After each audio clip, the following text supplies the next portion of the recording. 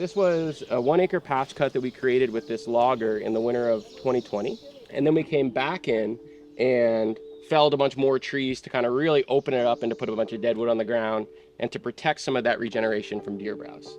One of the reasons that we did a project like this was to make it messy, to replicate some of the natural disturbance that you would normally see in a forest, to create what we call structural diversity across the landscape.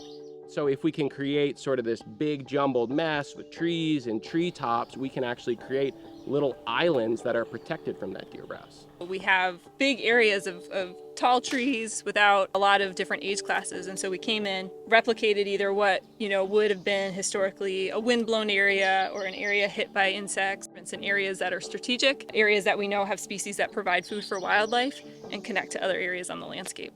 We were able to do a lot of work really quickly and efficiently because all the logger had to do was cut these trees and leave them on the ground and then go to the next tree. We want to grow this oak tree in part to produce acorns for deer.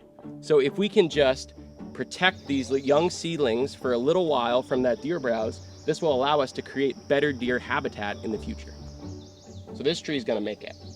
Another great important thing about oaks and all of our native trees and plants is that they are hosts to our native insects, and the more that we're learning is how important those insects, especially caterpillars, are to all of our breeding birds. When the migratory birds come back up here in the spring and they have nestlings, they spend a lot of time going out and foraging for native caterpillar. So making sure that we are providing food both from a nut point of view, an acorn point of view, but also a host plant for native insects is extremely important out here.